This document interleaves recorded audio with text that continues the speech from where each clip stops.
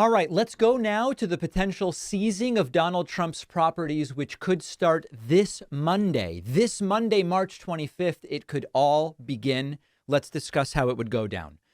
Interesting article in Vanity Fair by Bess Levin, which reads, Letitia James could start seizing Trump's assets on Monday after the ex-president admits he's too cash poor to pay $464 million civil fraud judgment. We already know so many of the details. Trump clearly doesn't have the cash to pay for that bond.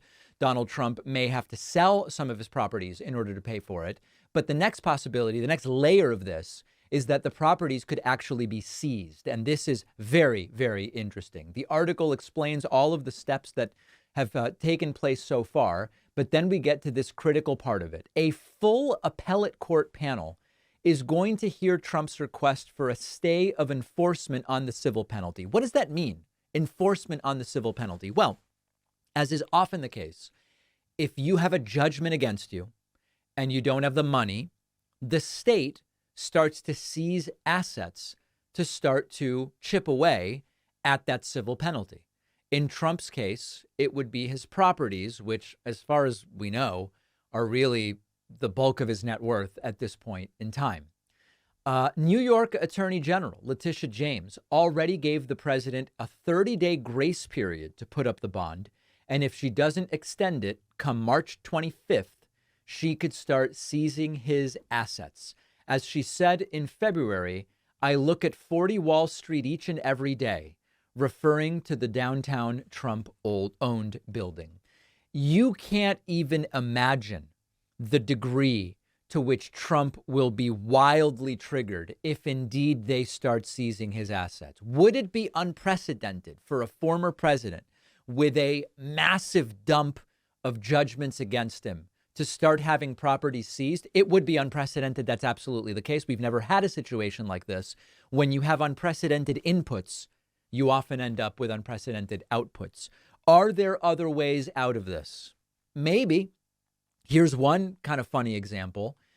Kevin O'Leary, the venture capitalist entrepreneur guy from Shark Tank, he's asked, what about you lending Trump the money to prevent this from happening? He doesn't really answer it, but he says this is all just so unfair. But Kevin O'Leary, I think this is where it's going to go. Now, I was wondering, if he can't get to the Supreme Court, will you loan him the $460 million? You know, just to help, in order to protect America's name. Think of it that way. To get the bond, he was able to get the 90+ million from Chubb. Yeah. I don't know of a bond more than 90 million. I don't recall one. Yeah. And so you need cash to back up the bond insurance. And so now we're talking about the terminology of seizing assets.